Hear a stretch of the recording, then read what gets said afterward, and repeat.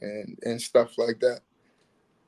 Um, Fucking amazing. Like that's again a brilliant analogy. It seems like Dharma 1 was the beginning of that metamorphosis to that. Did you what did you set out to accomplish in, with that series of albums? Was really just a step into who I was as an artist and as an MC, and push myself and just start working, get back to working. I had took somewhat of like a hiatus, you know what I'm saying, from music for a little minute. My life went through a few ups and downs. Life was just lifing, you know what I'm saying. Hmm. I had some children, and it was my first time being a father and all of Bless that. up. So I went through a lot, like just and trying to embrace that and be a family, you know what I'm saying, so to speak, and just yeah, I was playing a different role. Things slowed down. I went from traveling and moving around a lot to sitting still, and I got away from being an artist. But when I really sat down and thought about it, I said, "That's who I am." I was like, "Yo, I got a gift," and I was like, I can't stop that." Like I started looking at myself, I didn't see my eyes shining no more. And when I started getting back to that music and I started like really going in, I started feeling alive again. And I said, "Yo, nah, this is what it is." And we're gonna start this journey now and see where it goes. So I'm really still at the very beginning of that journey. You know what I'm saying, in Mm. terms of my artistry and all of that and making music. And I feel like I'm just right now stepping into how creative I can really be. You know what I'm saying, with making songs and curating these projects and putting more than just the music out. You know what I'm saying? That's amazing to hear with your stature, with your top tier lyricism, like proclamations from the city, cosigns from the greatest. You're just taking that first step in the staircase to your creative ability. Yeah, yeah. That's how I really feel.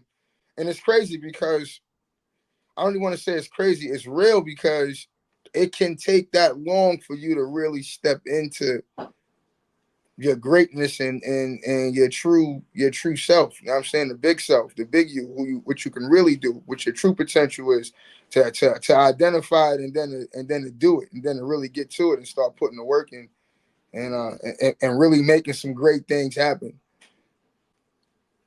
You've talked about like that some of the teachings that pops gave you. Rest in peace. Yeah, definitely. Pops.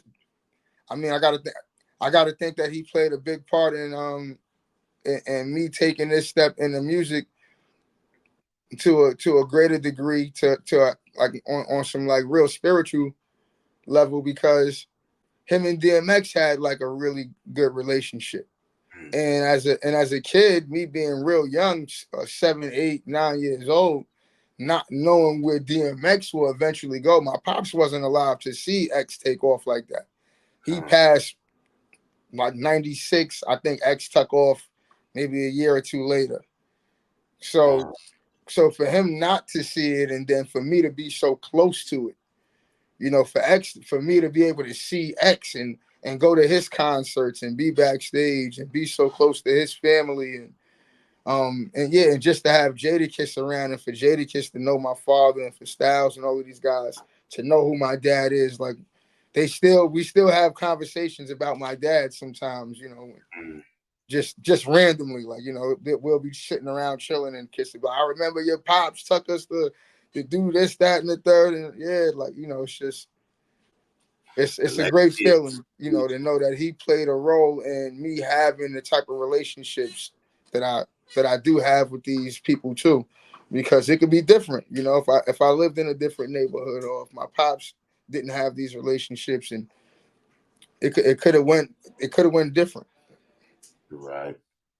Way to keep it in perspective, and good dudes and great men. They deserve and get that respect, and their legacies live on. Yeah, Again, man. sorry for your loss, even though it was a while ago, and rest in peace. Can Right. can you talk about and break down Honorable, your latest project? Honorable, yeah. So I put out a project in February called Integrity, and I was thinking about a sequel to it. I didn't want to get caught up in like what I was doing with the Dharma ones and the Dharma twos and the Dharma threes. I thought from a fan perspective, you can see that coming, and even from like just a general marketing standpoint, it's like, oh, that seems a little too easy to do. So integrity, and then I said, all right, we'll go honorable. We'll follow that up with honorable, and then I thought, um, I wanted to do something honorable about it. I wanted the fans to honor the project as well. So it was actually the first project that I released online for sale. Um, I Mm, went the Bandcamp route yeah. about it, but I didn't want to be greedy. I still wanted my fans to get it, so I only charged $5 for it. Um, and I also went out to Minnesota and I recorded that whole album out in Minnesota. All of my parts were recorded in Minnesota with the producer Mike DeMarter. He's from out Minneapolis, Minnesota. Shout out to Mike the Martyr. Yeah, I met Um, Mike DeMarter online on Twitter many years ago. He's been giving me beats for years, and I said, you know what? In respect for him, just keeping me fed over the years and always giving me good material to allow me to do what I needed to do to stay hungry and to stay in it. I said, let's do this project together. And he threw a little wrench in the game when I got out there. He said, Lord, you always come up with really dope bars, and I never have a problem with your material. He said, but do you mind recording this project off the top of the head? wow. Like just stand in front of the mic and just go for as long as you can go. We'll stop. You know what I'm saying? If you don't like something, we'll cut it. We'll come back. We'll add something. We'll fix it up however you want. But he said, I don't want you to write. He said, I don't want you to write. I just want you to come from the heart and off the top of the head. So I was like, And the entire thing sounds like there was no switch up in the process. Like, nah, we didn't really do a whole lot of punching in. There was times where I recorded like a verse off the top of the head, and then like we sat around, we chilled, we smoked, we listened to it. Energy changed. Scratch that verse. Let me try. Let me go again off the head again and try it again. So we did that a couple of times because I wanted to feel it as well too. I wanted to give it like my best runs, but off the head. I wanted to really be in the zone to go off the head. So yeah, we did. We also did that entire project off the top of the head. So we recorded it in Minnesota. We sold it. I got Smoke Diz on the project, Corey Guns. I got Styles on the project. It was real different. Like it was different. It was something that I thought the fans could honor. It was something that I can honor. It's always gonna be something that I designed the artwork for it. Yeah, it nice.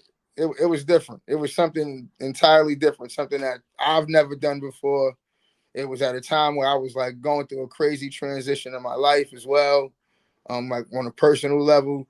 It was just a lot of things were different about the work that went into the honorable and the time that it came out. And I was traveling extremely, like, oh my god, like every weekend I was on a plane going somewhere for like maybe like 3 months, just trying to stay busy and stay hungry and just stay active.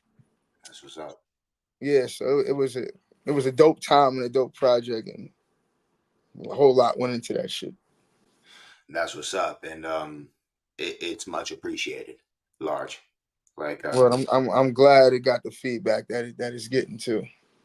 Yeah, and you just recently started, or you've been dropping the videos for it, and most recently, and those have been well received also. Um, Again, I don't, damn, that it's just amazing to hear that you didn't write for the project. Like, and the history between you and Mike is extensive, and pedigree. And I'm trying to use bars. I'm trying to use words of a lyricist right here. Um, Yeah, but why? but speaking of the videos and things of that nature, that's something that in the past I felt like I was neglecting. I wasn't giving my fans and followers enough visual content.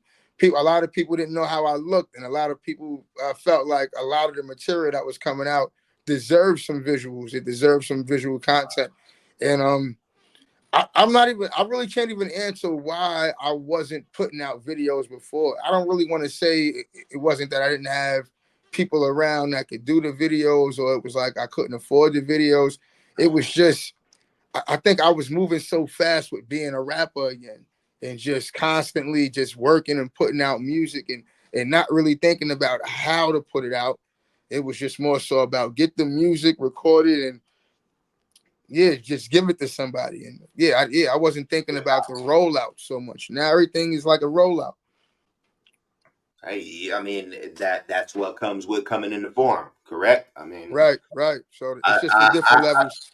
I actually said, I always thought the same thing to myself for these, for as long as I've known about you.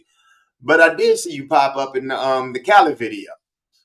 Oh yeah, Yeah, I saw you pop up in the bag. I was like, hey, that's large right there. Like, okay, like, yeah. word It's always random like that too with these guys, like with Kissing Styles and these dudes when they do things like that. It's sometimes it's just like right time, right place.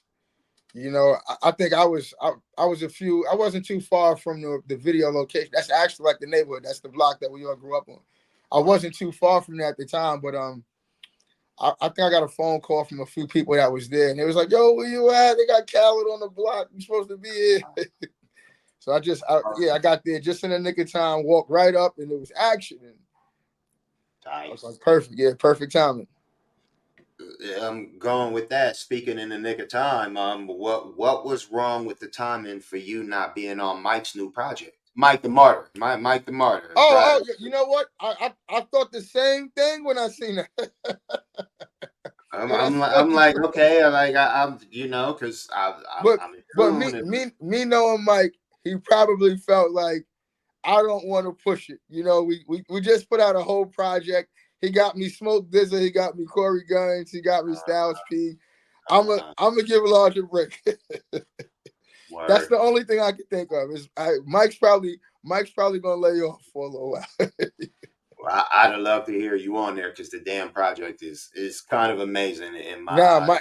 Mike's dope, man. I didn't realize how dope he was as an MC and just as an artist, man, until I went up there when I was doing the honorable project with him, and we used to just be in there jamming and like freestyling back and forth, and I'm like, yo, bro, like you're dope, like he actually helped the process, like with the whole rapping off the head stuff, like you know what I'm saying, because he's one of those MCs.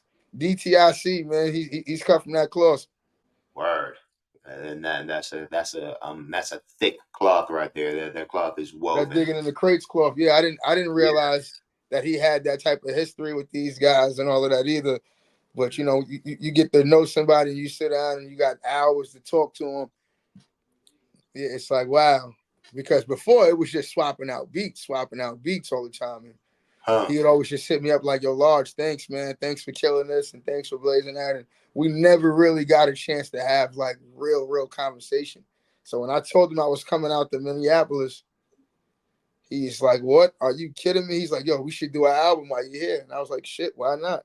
I think I went out. I was out there actually like linking up with Smoke Dizza for the Good Trip tour. Huh. He was out. Yeah, they were passing through the Midwest. They were going to Milwaukee, Colorado, Minneapolis. So I said, let me catch a few legs of that tour. I can also catch up with Mike the Martyr. We shot a Yeah. video while I was out there. Yeah, I was trying to. I was really Yeah. stepping into. Yeah, I was like, Yeah. yo, we working. I got to be the machine. I got to get all of this done. That's what's up. Even Dizza was tripping when I told him. He was like, yo, like you coming to Milwaukee? I said, nah, I'm gonna meet y'all in Colorado. He was Huh. like, "Wow, like what you doing?" I said, "I'm staying in Minneapolis to get an album done. I got a producer out here. I'm gonna shoot a video, blah blah blah." He was like, "Oh, you working? Yeah, that's what I'm talking about, man." So yeah, It's tight to have the quality, the what you produce, when you're so busy and doing that. Like this do those busy and stressful times help, lend to better quality work and better bars for you or just overall projects? I don't know, man. I think it's the moment. Sometimes I think there's there's so many different moments of like within all of that, like amongst the hard times and the stress and the personal stuff that's going on, you still find those moments where you can look at what's going on with you and say, this is something to, you know what I'm saying, to be happy about and to write about and to talk about in a good way and to use how I was feeling when I was feeling fucked up. You know what I'm saying? As like a tool in my music. Like that's the pain. So when the slick pain comes, that's where it's coming from. It's like, you know what, I know what I'm going through and I know how, fucked up shit is sometimes, but like we can still do this. Like we can still do this and we can still make some shit happen all on our own. You know what I'm saying? With Right. a few help, from people along the way, but this is our game plan. You know what I'm saying? Motivation and inspiration. Thank you, Large. And that grind and that mindset and that pain, to an extent, of course, nobody wants to, really dwell on that and get into anything personal. Of course, none other than what you want to spill through your art. Your career is filled with what comes from that. It's the cosigns and the accolades and the recognition. How did it feel to have the exhibition at the riverfront? Oh man, that was that was amazing. I really didn't understand. It's funny because you don't realize what's happening sometimes until Somebody after it said like something about after it happens, and then like you're like, did that just happen? Is this happening now? So like I had to walk into that library a few times and look at the exhibit and stand there, sometimes by myself, sometimes with other people. And every take. time it was like a different awe, it was a different, because I know there's so many people that work so hard that put in a lot of work that don't get shit like that. You know what I'm saying? So for for some for someone or anyone to think, let's do this for Large, like, you know what I'm saying? Let's put him on this pedestal and acknowledge his work, and not just in music, because they acknowledge me for so many other things that I did in the city and my work with the youth and all of that type of stuff. It just let me know that it's been a really long road, but we've been doing some things, Hmm. and yeah, man, it's like, if I can get that type of shit accomplished without trying to get it accomplished, it's like when you start wanting to get shit accomplished, when you make this list now, it's like, oh, no, this is none of this is far fetched. Imagine what you can do. Yeah, imagine what you can do, and this is just right here in my city with, yeah, man, that was amazing. That was amazing. That's what's up. Again, salute, sir. Word. Congratulations, also. Let me ask you, trying to wrap it up. We've been on for a minute. There was a lot of back and forth on like the validity and the authenticity of the hip hop 50th celebrations, and the appropriate inclusion of them and everything that was going on. And you were, of course, in a few of those celebrations. What's your take on hip hop turning 50 in general, and like how do you feel about how the milestone was treated from the people who celebrated it? I mean, I think the fact that it was celebrated as much as it was celebrated is just amazing. I seen it celebrated on so many levels, all year long, all throughout the year. Like it wasn't just one celebration. There was celebrations from January to December every year, yeah, on every level. How certain people celebrated was how everybody's. It's 50 years of hip hop. I'm 40 years old. I can't look at hip hop the same way somebody older than me is gonna look at hip hop. They respect it on different, maybe on a different level. There's parts of hip hop that they're gonna care about way more than I'm gonna care about. Like, for instance, b-boying and graffiti, very big part of hip hop. Hmm. Um, which one made a greater impact on my life, I would say they both had the same impact on my life. At one point in time, I was dancing, I was a b-boy, and I did graffiti. It was a Just very not as short. big as just not as big as MCing and DJing. Right. It wasn't that big. It didn't take over my life like MCing did. You know what I'm Okay. saying? So I can't look at Crazy Legs on the same level as I look at rock him. You know what I'm saying? Yeah, it's different. But should they both be acknowledged and be a part of the celebration? Absolutely. You know what I'm saying? But if Rakim was invited and Crazy Legs wasn't, I'm not upset. And vice versa. If Crazy Legs is up there doing his thing and I don't get to hear Rakim perform, all well and good. You know what I'm saying? But I get it. A lot of people had a bone to pick with who was left out, and you know what I'm saying, and what they called hip hop, and who they got to come out and perform at certain events and stuff like that. I mean, that's our culture though. Again, very competitive. You know what I'm saying? So there's always going to be one side that doesn't agree with the other, and there's going to be one group of people that let me create the lineup and put my lineup against your lineup, and here we go again. But we got hip hop right there. Here we go. Just like the list of the top 5 or 10 anything of any year or of any era or whatever. Like you Right, got the right. same politics going on. Large, we want to thank you again. You know, for allowing us a bit of your busy schedule and your time. We see we see you in a space to be working. Is there anything that we can look forward to coming up soon? Yeah, I definitely have a new project coming out. It was supposed to drop on Christmas Day, but again, thinking like in the space that I'm in now, not just trying to rush the music out. I've been reaching out to different people for features, and I'm just being patient, you know what I'm saying, with that and waiting for the features because I definitely want to put out the best music and I want to give people the best music. And I know people want to hear me work with other dope artists and stuff like that. And I want to give people these dope collaborations and these amazing records. And just keep making history.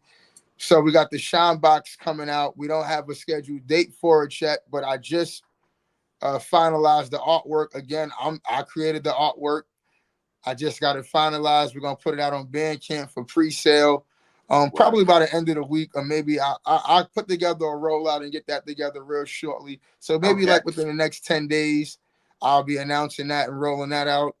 But I'm definitely gonna drop a mixtape sometime in between then. So before I even roll that out, everybody will Okay. get a new mixtape from me to start the year off. And yeah, man, I'm just working. So the projects are gonna keep popping up, and I'm definitely building my network and my phone book. So I'm trying to work with a lot of new dope artists, old dope artists, even if they've been around. I just want to work with the dope MCs and the Word. dope producers. A likes, Yeah, realize, recognize, realize, or what is it? Realize, or that. all of that. Yeah, all of that. Right, my One of bad. those. One of those. We definitely can't wait to hear it. Because we know we're gonna hear it before anybody else does. Nah, I'm joking. We gonna I definitely beat got that you, B. to the band camp like we already are. But let the people know besides there, where else can they hear everything that you've been and that you have and are working on? Yeah, so all my music is on all the DSPs, man. I got all the Dharmas. They on Spotify. They on Apple Music. They on Tidal. Yeah, they on Google Play. Yeah, everything, wherever you can find them. All of the big DSPs to the small ones. You can find large amount. Just type in large amount Dharma, large amount D Block on YouTube. It's probably the fastest way. Like and subscribe to my YouTube channel, large amount. It's a picture of me. You'll see it. It's like we probably got over 1,000 subscribers already. We're building that up too. So the visuals are gonna keep coming. We got a lot of visual content. We're gonna keep giving y'all that. So every project is gonna come with videos and stuff like that. I'm gonna start getting into the documentaries and stuff. But definitely follow me on Instagram, real large amount. Follow me on Twitter, real large amount, for all of the updates and stuff like that. Make sure you lock in, man. We got a lot of new music coming. Frank, rap scene. We love y'all, man. Appreciate y'all. Thanks for having me. Big YO shit, man. Look out, man. We coming, man. Large amount, the boy, the billion bars, Mr. Fire on the lean. Ow! We're in there like fucking swimwear. Thank you, Large. No No doubt. fucking doubt.